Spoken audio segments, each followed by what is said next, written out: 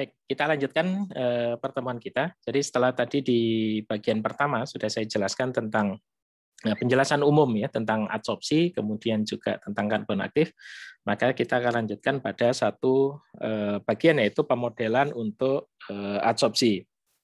Jadi model sebenarnya adalah tiruan dari suatu kondisi nyata yang kemudian menekankan pada aspek-aspek yang dianggap penting dan kemudian mengabaikan aspek yang lain. Jadi semacam penyederhanaan lah dari kondisi nyata.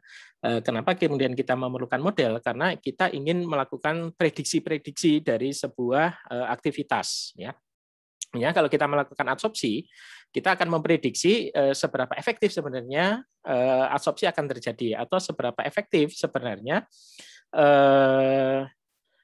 seberapa banyak ya misalnya berapa karbon aktif harus kita berikan misalnya pada satu treatment ya untuk menyisihkan sekian miligram per liter kontaminan misalnya ya.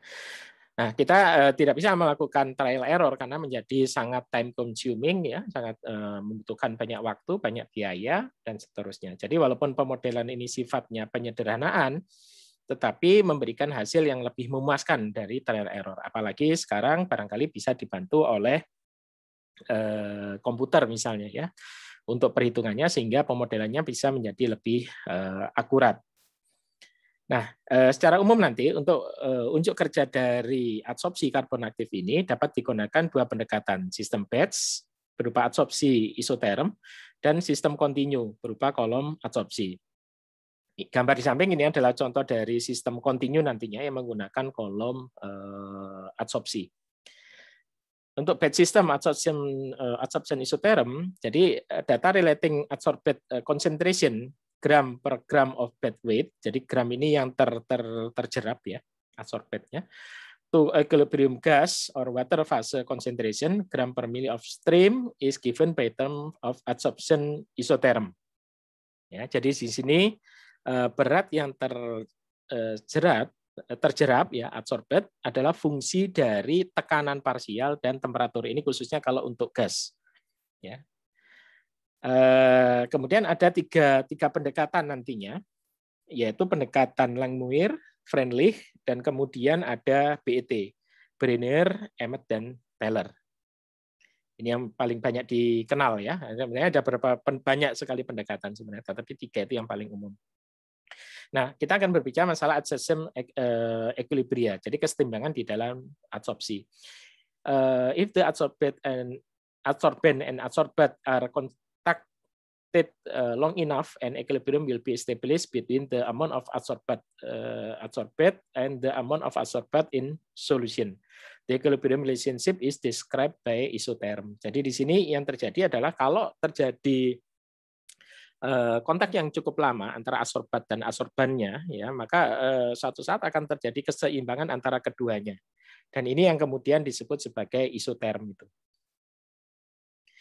Ya, jadi di sini misalnya saja ada contoh ya fluid phase equilibrium concentration di sini, sedangkan di sini liquid phase equilibrium concentration ya. Maka model yang kita sukai adalah adsorben yang model seperti ini, ya lengkungnya. Ya, kenapa? Karena di sini memberikan equilibrium yang cukup besar, equilibrium concentration yang cukup besar, ya. Pada saat masuk dan pada saat keluar ya bedanya cukup besar. Kalau di sini kan bedanya kecil saja sehingga di sini bukan menjadi satu pilihan. Ya, ini penjelasan di sampingnya ini bahwa QE kecil adalah mass of material adsorbed at equilibrium per mass of adsorbent. CE adalah equilibrium concentration in solution when amount of adsorbed equals QE. Ya, kemudian QE per CE relationship depend on the type of adsorption that occurs, multilayer, chemical, physical adsorption, etc. Ya, dan lain-lain. Nah, modelnya seperti ini. Apakah model linear antara konsentrasi dan QE-nya? Ya. Apakah model Langmuir seperti ini? Apakah kemudian model Freundlich? Ya, kalau lebih kecil dari satu seperti ini, kalau lebih besar dari satu seperti ini, kalau sama dengan satu seperti ini, ya linear bentuknya. Apakah kemudian seperti ini yang model BET, Brenner, Emmet, dan Teller? Ini saya katakan tadi bahwa ada banyak persamaan sebenarnya, ya, termasuk misalnya ada Redlich and Peterson, kemudian ada Todd dan seterusnya. Yang kenapa muncul banyak persamaan, ya karena sifatnya empirik, ya, tergantung dari percobaan-percobaan yang mereka lakukan seperti itu. Ya. Oke, yang pertama adalah Langmuir isoterm. Ini yang paling banyak digunakan. Di sini ada asumsi-asumsi dasar sebenarnya yang digunakan. Jadi yang pertama adalah molekul diabsorpsi oleh site atau tempat terjadinya reaksi di permukaan adsorben yang sifatnya tetap. Ya. Kemudian yang kedua, setiap site dapat memegang satu molekul adsorbat. Kemudian semua site mempunyai energi yang sama. Kemudian tidak ada interaksi antar molekul yang terabsorpsi dengan site sekitarnya. Jadi di sini hanya mengasumsikan ada satu monolayer saja. Ya. Kemudian ada konstan energi ikatan yang sifatnya konstan antara sulfit dan adsorbatnya. Kemudian dirumuskan dengan Qe sama dengan K dikalikan denganQa, ya, dikalikan dengan Ce per 1 plus K per Ce. Ya, kalau dilihat nanti mungkin ada beberapa persamaan yang modelnya agak berbeda, ya, agak berbeda karena hasil penurunan, ya. Tetapi rumus dasarnya menjadi seperti ini. Coba saya cek dulu. Nah, ini bentuk yang lain, ya. Ada Qm kalikan KL, ya, kalikan Ce dibagi 1 plus KL kalikan Ce. Oke. Kemudian yang kedua ada friendly isotherm. Ya, jadi kalau friendly isotherm di sini asumsinya adalah terdapat lebih dari satu lapisan permukaan atau multilayer dan setnya bersifat heterogen. Ya. Kemudian adanya perbedaan energi pengikatan pada tiap-tiap site-nya. Ya, sehingga persamaannya dimodelkan dengan Qe sama dengan Kf kalikan dengan Ce pangkat 1/n. Ya. Di mana N dan Kf ini adalah sistem yang sifatnya spesifik konstan. Oke, nanti bisa kita lihat di contoh soal, ya, untuk lebih jelasnya. Ini teoritis saja. Nah, ini untuk parameter kalau kemudian digunakan di gas, ya, makanya kenapa kemudian ada fungsi P tadi, ya. Kalau di air, ya, tentunya adalah fungsi dari C, dari konsentrasi efluennya. Oke, kemudian ada model BET, Brenner, Emmet, dan Teller, yang di sini diasumsikan sebenarnya bahwa di permukaan adsorben terakumulasi sejumlah lapisan adsorbat sehingga terjadi adsorpsi yang multilayer. Terjadi absisi yang multi-layer. And that no transmigration occurs between layer. Jadi tidak ada perpindahan antar layer. Ya, begitu dia stay di situ, ya sudah, maka dia tidak akan berubah lagi atau berpindah lagi. It's also assumed that there is equal energy of absorption for each layer except for the first layer. Jadi energinya sama kecuali untuk layer pertama yang lebih besar. Nah, persamaannya seperti ini, ya, Qe sama dengan Kp kalikan Ce kalikan Ka, ya, bagi Cs minus Ce dan seterusnya. Oke, kemudian mana model yang cocok? Ya, tentunya model yang cocok yang sesuai dengan paling fit dengan hasil percobaan. Ya, jadi kalau kita sudah mengadakan percobaan, kita trial saja dengan pendekatan misalnya Langmuir, friendly, sama BET, paling tidak itu nanti mana yang kemudian paling mendekati itu kalau secara statistik misalnya nilai korelasinya paling dekat, maka itu model yang paling fit terhadap terhadap karbon aktif yang kita punyai. Nah, apa saja yang kemudian berpengaruh? Ada solubilitas, ya, kelarutan, ada pH, ada temperatur, kemudian ada presence of solute, ya, kehadiran dari pelarut yang lain, ya, atau larutan yang lain. Nah, ini contoh perhitungan. Air limbah dengan CO2 80 mg per liter diolah dengan absorpsi menggunakan karbon aktif. Efluen yang diharapkan adalah tidak lebih dari 15 mg per liter COD. Data hasil percobaan ditabulasi seperti ini.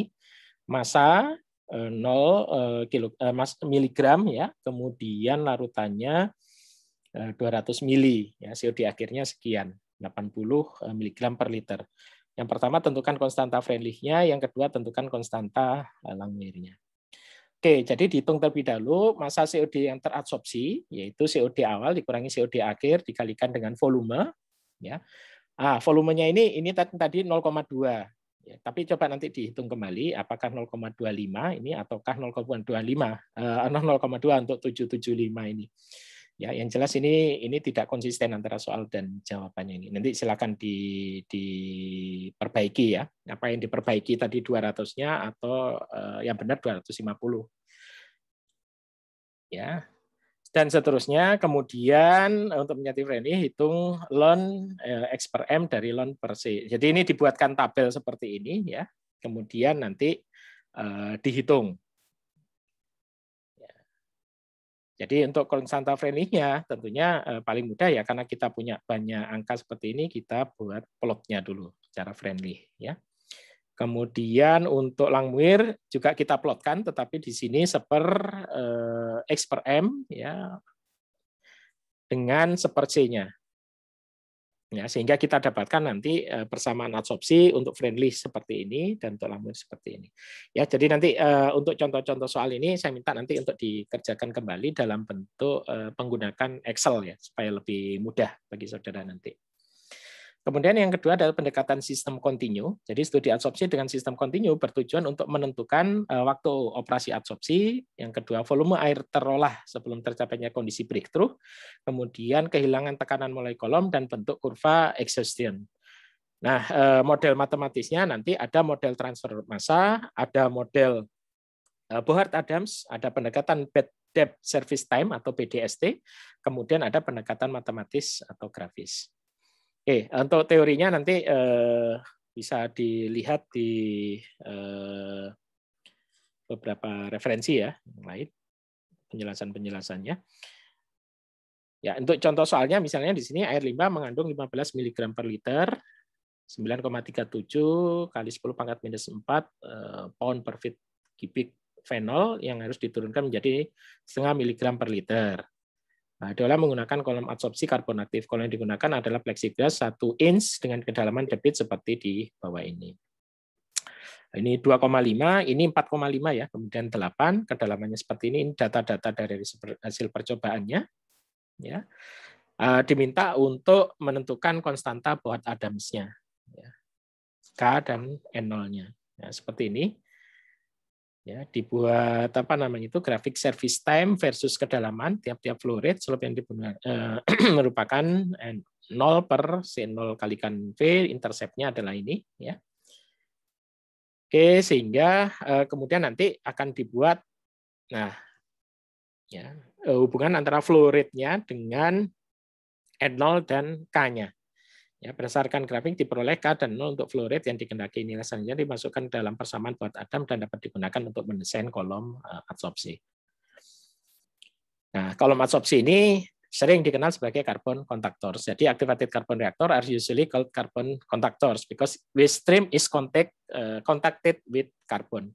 Many type of contactor of the columnar fluidized or fixed bed type. Kemudian sometimes or less often the contactor is in slurry form. Ya, jarang sebenarnya dalam bentuk slurry ini. Kemudian fixed or fluidized bed have the advantage of not having to separate the carbon from the liquid stream after the contact period. Slurry system needs some sort of activated carbon removal process to separate the activated carbon from the liquid stream.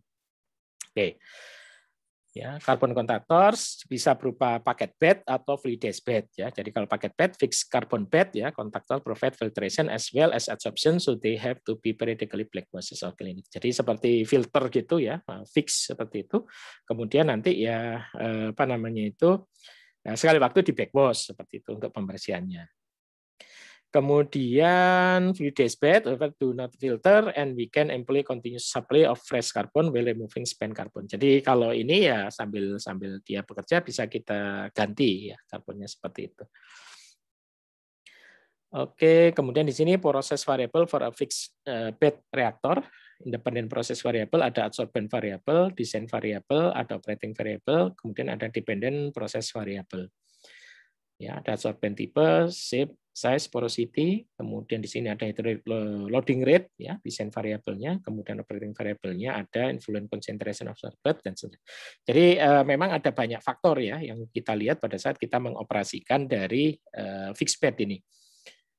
Ya, baik dari reaktornya sendiri maupun materialnya, karbon aktifnya. Ya, ujungnya ya seperti ini ya. Typical fixed bed kontaktor ya seperti ini. Ya, ada influent, ada kemudian ini waste kalau dicuci balik ya, waste untuk cuci balik. Ada surface wash ya, surface wash maaf. Ini mirip lah dengan apa namanya itu filter ya, granular filter itu. Hanya saja kemudian materialnya di sini adalah karbon.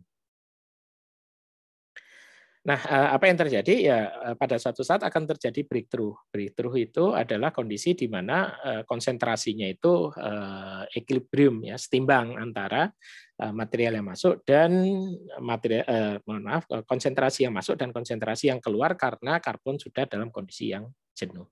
Nah, kira-kira seperti ini. Jadi seiring dengan waktu ya,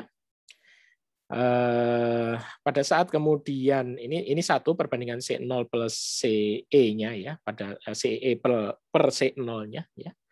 Jadi di awal seperti ini, kemudian pada bagian akhir ya dia jenuh ya. Logis saja seperti itu, sehingga pada saat jenuh ya atau sebelum jenuh ya, barangkali pada saat breakpoint ini sudah diperhatikan operating limit, ini dia sudah harus di backwash atau di reaktivasi. Oke, ini kalau model-model yang apa namanya itu fluid dashbed ya, fluid dashbed seperti ini. Nah, bagian yang terakhir ada carbon regeneration. Jadi, since saturated carbon is relative expensive, absorption would not be visible unless the carbon can be regenerated after exhaustion. Jadi kalau dia sudah jenuh ya dia harus diregenerasi, terutama kalau mahal. Kalau nggak mahal ya mending diganti saja. Karena kalau murah misalnya bahan banyak ya diganti saja. Jadi salah satu kelemahan dari apa namanya itu absorpsi ya kesannya seperti hanya memindah fasekan saja pencemar ini dari larutan kemudian dipindahkan ke padatan. Setelah dari padatan dikemanakan? Ya dilepaskan lagi kalau kemudian ini mau dimanfaatkan lagi karbon aktifnya. Nah, ini kan ya sama aja cuma mindah masalah kan gitu. Atau kemudian ya sudah kita padatkan saja karbon aktifnya, kita solidifikasi misalnya kalau di B3 sehingga apa namanya itu kita ganti ya semuanya. Jadi tidak kita regenerasi. Nah, memang karena apa ya? Karena memang tidak terjadi proses ya dan karena si pencemar ini berpindah pada apa namanya material adsorbennya. Nah, itu yang kemudian menjadi masalah sampai sekarang sebenarnya.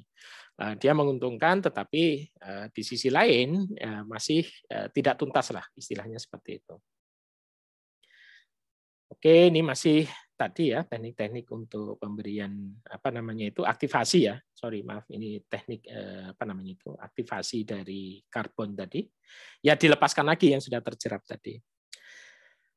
Oke, nah ini kasus apabila kemudian if more than one solute is competing for the same adsorption site, the isotherm must be modified. For example, the multi-solute line mirror isotherm multiple localite. Jadi ini kita apa namanya itu kita modifikasi apabila kemudian ternyata di air itu isinya macam-macam dan mereka saling berkompetisi untuk bisa mendapatkan tempat duduk di dalam karbon aktif. Nah itu yang kemudian persamaan-persamaan tadi menjadi harus dimodifikasi, model-modelnya harus dimodifikasi. Nah ini keterkaitan antara waktu tadi dengan perbandingan CE per C0. Jadi kalau yang seperti ini, ya ini weak adsorption. Kenapa? Dalam jangka waktu pendek dia sudah jenuh kan gitu. Ini kalau dia lemah, tetapi di situ ada proses biodegradasi. Ya. Nah, nanti ada yang bagian yang kemudian dia terjadi proses biologis di situ.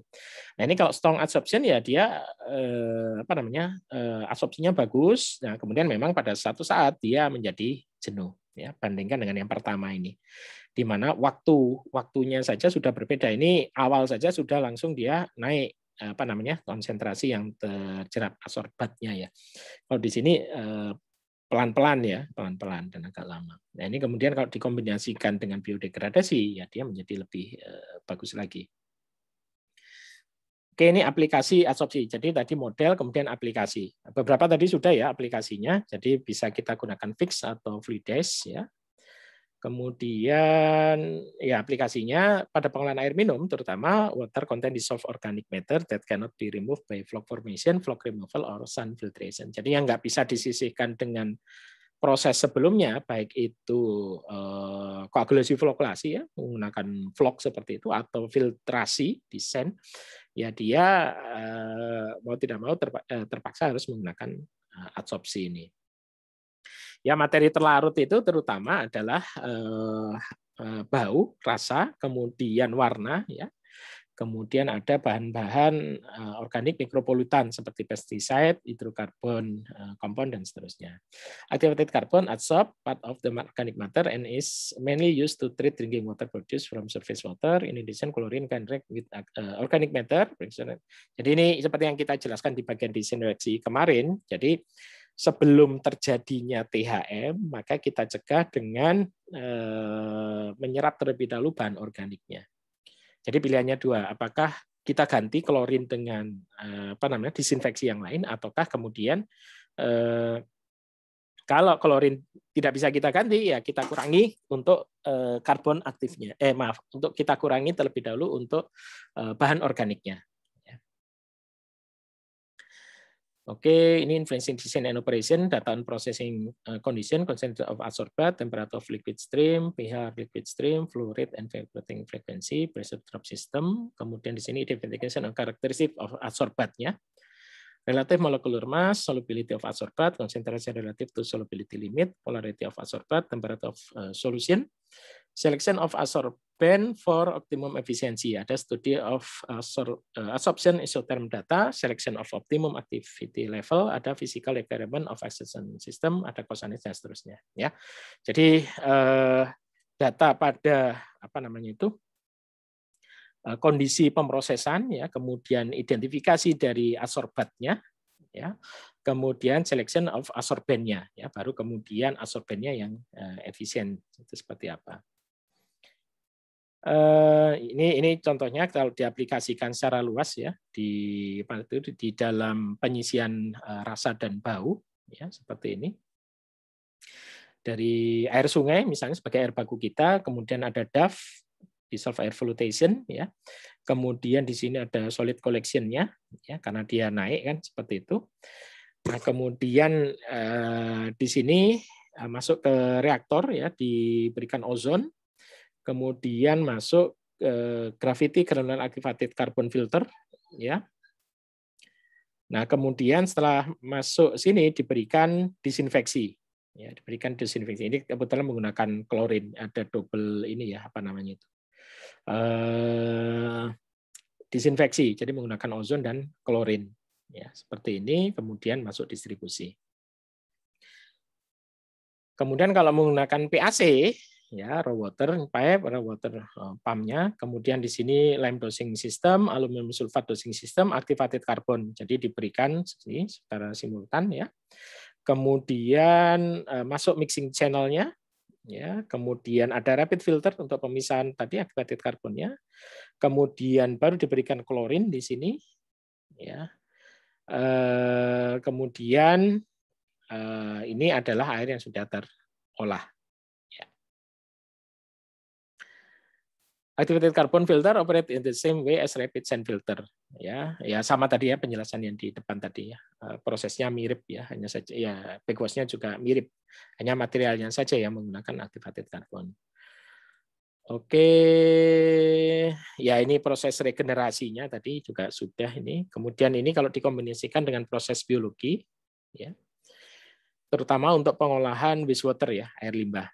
Ada misalnya industrial wastewater, landfill leachate, misalnya ada physico-chemical treatment, high strength, kemudian ada anaerobic treatment, kemudian ada aerobic treatment, tertiary treatment. Tertiary treatment di sini ini yang bisa kita manfaatkan, ya. Ya. Atau di sini menggunakan powder activated carbonnya di sini, ya, maaf, ya, powder activated carbonnya di sini. Di sini menggunakan granular activated carbon. Jadi dari municipal waste ada primary treatment, secondary treatment, ada ozon, kemudian ada tertiary treatment. Jadi tetap fungsinya atau posisinya ada di advance atau tertiary treatment. Oke, yang lain saya kira mirip, ya, untuk prosesnya. Jadi dia terletak di bagian akhir. Nah, kemudian ini yang tadi kenapa di teori itu ada yang dia terbiodegradasi, artinya terjadi apa namanya itu degradasi bioremediasi ya, terjadi degradasi bahan organik ya oleh mikroorganisme, yang ini juga kemungkinan bisa terjadi pada apa namanya itu matriks karbon aktif. Ya, ini proses-prosesnya ya. Yang sulit ya memang kalau dia organik itu sifatnya toksik, karena toksik ini tidak bisa didegradasi secara apa namanya itu secara biologis ya, secara biologis. Tetapi kalau dia apa namanya itu rapid atau dia biodegradable ya tentunya lebih mudah. Ya, jadi kalau yang memang toksik kemudian slow atau non biodegradable ya sudah dia masuk saja tanpa ada proses degradasinya. Ya, kemudian ini kalau low substrate concentration ya kejadiannya seperti apa? Kemudian kalau ini untuk volatile organic compound. Ya. Jadi kalau kita lihat memang menjadi agak kompleks karena kita harus mungkin di pertemuan yang kedua kemarin itu Pak Awal kan sudah menjelaskan masalah apa yang ada di air. Nah, ternyata yang di air ini juga saling berkompetisi ya di dalam apa namanya itu di dalam treatmentnya, sehingga kita juga tadi makanya ada beberapa tahapan di dalam treatment itu sehingga mengurangi ya apa namanya itu tekanan untuk proses yang berikutnya. Ya, untuk proses di belakang. Kalau proses-proses awal itu gagal, maka proses di tengah dan proses di akhir akan menjadi terlalu berat untuk mengolah air limbah. Ataupun air minum juga ya. Nah, seperti ini juga tadi penjelasannya sudah di depan, ini lebih apa namanya itu. Kemudian kalau bagaimana kalau kemudian karbon aktif itu menjadi inti dari biofilm. Nah, seperti itu. Jadi ini tidak saya jelaskan lebih lanjut karena harus dijelaskan dulu mengenai proses biologis. Tapi intinya gini, proses biologis nanti ada yang attached growth, ada yang apa namanya itu suspended growth. Kalau suspended growth itu ya dia tidak memerlukan media untuk pelekatan dari mikroorganisme. Nah, media pelekatan itu memang bisa macam-macam nantinya. Ya, nah salah satunya nanti bisa digunakan karbon aktif ini. Ya, nah, tentunya kita ingin mengharapkan ya keuntungan-keuntungan dari proses biologis pada biofilm ditambah keuntungan-keuntungan dari penggunaan aktivated karbon itu. Nah, intinya seperti itu, ya.